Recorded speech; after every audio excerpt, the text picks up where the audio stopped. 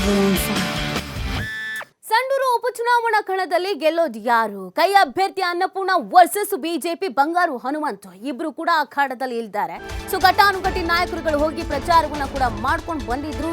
ಹಾಗಾಗಿ ಈ ಬಾರಿ ಗೆಲ್ಲೋದು ಯಾರು ಅನ್ನೋದು ಪ್ರಶ್ನೆ. ಕಾಂಗ್ರೆಸ್ನವ್ರಿಗೊಂದು ಓವರ್ ಕಾನ್ಫಿಡೆಂಟ್ ಇದೆ, ಇದು ನಮ್ಮದೇ ಭದ್ರಕೋಟೆ, ನಾವು ಗೆಲ್ತೀವಿ ಅಂತ. ಬಿಜೆಪಿ ಅವರಿಗೊಂದು ಕಾನ್ಫಿಡೆಂಟ್ ಇದೆ, ಈ ಬಾರಿ ನಮ್ಮ ಖಾತೆಯನ್ನು ನಾವು ಓಪನ್ ಮಾಡ್ತೀವಿ ಅಂತ. ಆ ಕಾರಣಕ್ಕಾಗಿ ಸಾಕಷ್ಟು ತಂತ್ರಗಾರಿಕೆಯನ್ನು ಕೂಡ ಮಾಡಲಾಗಿದೆ. ಹೆಸರಿಗಷ್ಟೇ ಅಭ್ಯರ್ಥಿ ಆಗ್ಬಿಟ್ಟಿದ್ದಾರೆ, ಆದ್ರೆ ನಿಜವಾದ ಫೈಟ್ ಇರೋದು ಯಾರಿಗೆ ಗೊತ್ತಾ? ಸಂತೋಷ್ ಲಾಡ್ ವರ್ಸಸ್ ರೆಡ್ಡಿ. ಅಭ್ಯರ್ಥಿಗಳು ಅವರು ನಾಮಕಾಸ್ತಿಗೆ ಮಾತ್ರ ಇದ್ದಾರೆ, ಆದ್ರೆ ತೀರಾ ಪರ್ಸನಲ್ ಆಗಿ ಜಿದ್ದಿನ ಕಣವಾಗಿ ತೆಗೆದುಕೊಂಡಿರುವಂತದ್ದು ಪ್ರಮುಖವಾಗಿ ಸಂತೋಷ್ ಲಾಡ್ ಮತ್ತು ರೆಡ್ಡಿ ಅವರು.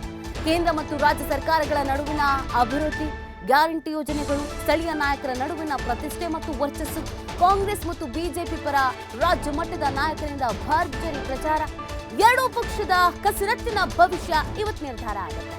ಕಾಂಗ್ರೆಸ್ ಗೆಲುವಿನ ಬಗ್ಗೆ ಭವಿಷ್ಯವನ್ನ ನುಡಿದಿದ್ದ ಸಮೀಕ್ಷೆ.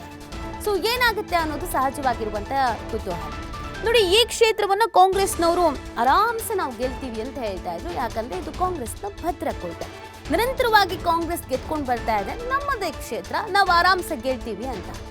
ರೆಡ್ಡಿ ಎಂಟ್ರಿ ಆಗಿದ್ರಿಂದ ಸಾಕಷ್ಟು ಸ್ಟ್ರಾಟಜಿಗಳನ್ನು ಮಾಡಿದ್ದಾರೆ. ಚುನಾವಣಾ ಘೋಷಣೆಗೂ ಮುಂಚಿತವಾಗಿ ಕಾಂಗ್ರೆಸ್ನ ಕೆಲವು ನಾಯಕರನ್ನ ಸೆಳೆಯುವ ಕೆಲಸವನ್ನು ಕೂಡ ಮಾಡಿದ್ದಾರೆ. ಇದರ ಜೊತೆಗೆ ಪ್ರತಿಷ್ಠೆಯಾಗಿ ಕೂಡ ತೆಗೆದುಕೊಂಡಿದ್ದಾರೆ. ಸೊ ಹೀಗಿರ್ಬೇಕಾದ್ರೆ ಇದು ಕಾಂಗ್ರೆಸ್ನ ಭದ್ರಕೋಟೆಗೆ ಆಗಿರಬಹುದು, ಆದ್ರೆ ಈ ಬಾರಿಯ ಲೆಕ್ಕಾಚಾರ ಉಲ್ಟಾ ಆಗತ್ತೆ, ಉಲ್ಟಾ ಮಾಡೇ ತೀರ್ತೀವಿ ಅಂತ ಬಿಜೆಪಿಯವರು ಕೂಡ ಪಣ ತೊಟ್ಟಿದ್ದಾರೆ. ಸೊ ಆ ಕಾರಣಕ್ಕಾಗಿಯೇ ಸಾಕಷ್ಟು ಕುತೂಹಲಕ್ಕೆ ಕಾರಣವಾಗ್ತಾ ಇದೆ ಈ ಕ್ಷೇತ್ರದ ರಿಸಲ್ಟ್ ಏನಾಗಬಹುದು ಅಂತ. ಅನ್ನಪೂರ್ಣ ಅವರ ಫ್ಯಾಮಿಲಿಯವರು ಕೂಡ ಒಂದಷ್ಟು ಉನ್ನತ ಅಧಿಕಾರದಲ್ಲಿ ಈ ಹಿಂದೆಯಿಂದಲೂ ಇದ್ದವರು, ಅನುಭವ ಇದೆ. ಅವ್ರ ಕುಟುಂಬಕ್ಕೆ ಟಿಕೆಟ್ ಬೇಕು ಬೇಡ ಚರ್ಚೆಗಳ ನಡುವೆ ಟಿಕೆಟ್ ಸಿಕ್ಕಿದೆ. ಮಹಿಳೆಯೊಬ್ಬರಿಗೆ ಟಿಕೆಟ್ ಕೊಟ್ಟಿರೋದ್ರಿಂದ ಈ ಬಾರಿ ಗೆಲ್ಲಿಸಬೇಕು ಅನ್ನುವಂಥ ಬೇಡಿಕೆಯನ್ನು ಕೂಡ ಇಡಲಾಗಿತ್ತು. ಅದರ ಜೊತೆಗೆ ಇನ್ನೊಂದು ಕಡೆಯಲ್ಲಿ ಬಿಜೆಪಿಯವರು ಕೂಡ ತಮ್ಮದೇ ಸ್ಟ್ರಾಟಜಿಯನ್ನು ಮಾಡಿದ್ರು. ಈ ಬಗ್ಗೆ ಮತ್ತಷ್ಟು ಮಾಹಿತಿಯನ್ನ ನೀಡ್ತಾರೆ ನಮ್ಮ ಪ್ರತಿನಿಧಿ ಸಿದ್ದು. ಈ ಕ್ಷೇತ್ರದಲ್ಲೂ ಕೂಡ ಕುತೂಹಲಗಳಿದೆ, ಏನಾಗಬಹುದು ಅಂತ. ಇದು ಕಾಂಗ್ರೆಸ್ನ ಭದ್ರಕೋಟೆ, ಕಾಂಗ್ರೆಸ್ ಆರಾಮ್ಸೆ ಗೆಲ್ಲುತ್ತೆ ಅನ್ನೋದನ್ನ ಸಮೀಕ್ಷೆಗಳು ಹೇಳ್ತಾ ಇದ್ರು. ಬಿಜೆಪಿ ಮಾತ್ರ ಕೊನೆಯ ಹಂತದವರೆಗೂ ಸಾಕಷ್ಟು ತಯಾರಿಗಳನ್ನ, ಸಾಕಷ್ಟು ಸ್ಟ್ರಾಟಜಿಯನ್ನ ಮಾಡಲಾಗಿತ್ತು. ಪ್ರಮುಖವಾಗಿ ಈ ಬಾರಿ ಸಂತೋಷ್ ಲಾಡ್ ವರ್ಸಸ್ ರೆಡ್ಡಿ ಅಂತ ಇದ್ದಿದ್ದಂಥ ಹಿನ್ನೆಲೆಯಲ್ಲಿ ಕುತೂಹಲ ಮತ್ತಷ್ಟು ಹೆಚ್ಚೇ ಇದೆ. ಹಾಗಾಗಿ ಈ ರಿಸಲ್ಟ್ ಮೇಲೆ ಯಾವ ಥರದ ನಿರೀಕ್ಷೆ ಇದೆ ಮತ್ತು ಜಿಲ್ಲಾಡಳಿತದ ಇವತ್ತಿನ ಸಿದ್ಧತೆ ಜೊತೆಗೆ ಭದ್ರತೆ ಹೇಗಿದೆ ಅಂತ ಸಿದ್ದು?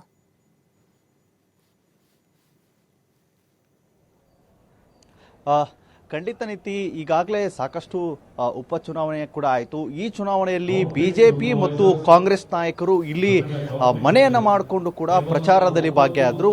ಒಂದು ಕಡೆ ಜನಾರ್ದನ್ ರೆಡ್ಡಿ ಕೂಡ ಈ ಬಾರಿ ಬಿಜೆಪಿ ಪಕ್ಷ ಇಲ್ಲಿ ಗೆದ್ದೇ ಗೆಲ್ತೀನಿ ಅಂತ ಹೇಳಿ ಷರತ್ತನ್ನು ಕೂಡ ಮಾಡಿರುವಂಥದ್ದು. ಒಂದು ಜೊತೆ ಇನ್ನು ಅವರ ವಿರುದ್ಧವಾಗಿ ಏನು ಕಾಂಗ್ರೆಸ್ನ ಸಚಿವರಾಗಿರುವಂತಹ ಸಂತೋಷ್ ಲಾಡ್ ಏನೇ ಆಗಲಿ ಈ ಬಾರಿ ಗೆಲುವನ್ನು ನಾವು ಸಾಧಿಸ್ತೀವಿ, ಇಲ್ಲಿ ಗೆದ್ದೇ ಗೆಲ್ತೀವಿ ಅನ್ನುವಂಥ ಇಬ್ಬರ ನಡುವೆ ಕೂಡ ಇದು ಜಿದ್ದಾಜಿದ್ದಿ ಕಣ ಕೂಡ ಆಗಿದೆ. ಈಗಾಗಲೇ ಸಂಡೂರಿನಲ್ಲಿ ಸಾಕಷ್ಟು ಪ್ರಚಾರ ವೇಳೆಯಲ್ಲಿ ವಾಗ್ದಾಳಿಯನ್ನು ಕೂಡ ಮಾಡಿದ್ರು. ಸಂಡೂರಿನಲ್ಲಿ ಸಚಿವ ಸಂತೋಷ್ ಲಾಡ್ ಕೂಡ ಹೇಳ್ತಾ ಇದ್ರು, ಈ ಬಾರಿ ಏನಾದರೂ ನೀವು ಬಿಜೆಪಿ ಪಕ್ಷವನ್ನು ಗೆಲ್ಲಿಸಿದ್ರೆ ಆಮೇಲೆ ಇಲ್ಲಿ ಇರುವಂತ ಜನಾರ್ದನ್ ರೆಡ್ಡಿ ಅವರಿಗೆ ಇಲ್ಲಿ ಸಂಡೂರಿನ ಗೆಲ್ಲಬೇಕು, ಬಿಜೆಪಿ ಪಕ್ಷವನ್ನ ಗೆಲ್ಲಬೇಕನ್ನುವಂಥದ್ದು ಹೇಗಿದೆಯೋ ಅದೇ ರೀತಿಯಾಗಿ ಸಂಡೂರಿನಲ್ಲಿ ಮೈನಿಂಗ್ಸ್ ಇದೆ. ಮೈನಿಂಗ್ಸ್ ಇರೋದ್ರಿಂದ ಜನಾರ್ದನ್ ರೆಡ್ಡಿ ಅವರು ಇಲ್ಲಿ ಬಿಜೆಪಿ ಪಕ್ಷವನ್ನ ಗೆಲ್ಲಿಸಲಿಕ್ಕೆ ಹೊರಟಿದ್ದಾರೆ ಅಂತ ಹೇಳಿ ಸಾಕಷ್ಟು ಆರೋಪ ಮತ್ತು ವಾಗ್ದಾಳಿಯನ್ನು ಕೂಡ ಮಾಡಿದ್ದಾರೆ. ಅದೇ ರೀತಿಯಾಗಿ ಇಲ್ಲಿ ಜನಾರ್ದನ್ ರೆಡ್ಡಿ ಅವರು ಕೂಡ ಸಚಿವ ಸಂತೋಷ್ ಲಾಡ್ ವಿರುದ್ಧ ಕೂಡ ವಾಗ್ದಾಳಿಯನ್ನು ಮಾಡಿದ್ದಾರೆ. ಯಾಕಂದ್ರೆ ಸಂತೋಷ್ ಲಾಡ್ ಬರೀ ಹೆಸರಿಗಷ್ಟೇ, ಇಲ್ಲಿ ಯಾವುದೇ ರೀತಿಯಾಗಿ ಸಂತೋಷ್ ಲಾಡ್ ಅವರ ಸ್ಟ್ರಾಟಜಿ ವರ್ಕೌಟ್ ಆಗಲ್ಲ ಅಂತ ಹೇಳಿ ಪ್ರತಿ ಬಾರಿ ಹೇಳ್ತಾನೆ ಬಂದಿದ್ದಾರೆ. ಈ ಬಾರಿ ಸಂಡೂರು ಉಪಚುನಾವಣೆ ಏನಿದೆ, ಈ ಉಪಚುನಾವಣೆಯಲ್ಲಿ ನಾವು ಗೆದ್ದೇ ಗೆಲ್ತೀವಿ. ಅಂದರೆ ಕಾಂಗ್ರೆಸ್ ಪಕ್ಷ ಕೂಡ ಈ ಬಾರಿ ಸಾಕಷ್ಟು ಪ್ರಚಾರದಲ್ಲಿ ಭಾಗಿಯಾದ ಸಂದರ್ಭದಲ್ಲಿ ಸಿಎಂ ಸಿದ್ದರಾಮಯ್ಯ ಅವರು ಕೂಡ 18 ಕಡೆ ಪ್ರಚಾರದಲ್ಲಿ ಭಾಗಿಯಾಗಿದ್ರು. 18 ಕಡೆ ಪ್ರಚಾರದಲ್ಲಿ ಕೂಡ ಮಾತನಾಡಿದ್ದಾರೆ.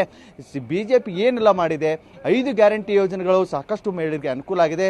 ಪ್ರತಿ ಕಡೆ ಕೂಡ ಅತಿ ಹೆಚ್ಚಾಗಿ ಹೆಚ್ಚಿನ ಸಂಖ್ಯೆಯಲ್ಲಿ ಮಹಿಳೆಯರು ಕೂಡ ಭಾಗಿಯಾಗಿದ್ದು ನನಗೆ ಖುಷಿ ತಂದಿದೆ ಅಂತ ಹೇಳಿ ಸಿದ್ದರಾಮಯ್ಯ ಅವರು ಕೂಡ ಹೇಳಿದ್ದಾರೆ. ಇದರೆಲ್ಲರ ನಡುವೆ ಇನ್ನು ಮಾಜಿ ಸಿಎಂ ಆಗಿರುವಂತಹ ಯಡಿಯೂರಪ್ಪನವರ ಅವರಾಗಿರ್ಬೋದು, ಬಿಜೆಪಿಯ ರಾಜ್ಯಾಧ್ಯಕ್ಷ ಆಗಿರುವಂತ ವಿಜೇಂದ್ರ, ಇವರಿಬ್ಬರು ಕೂಡ ಕ್ಷೇತ್ರದಲ್ಲಿ ಬೀಡು ಬಿಟ್ಟಿದ್ರು.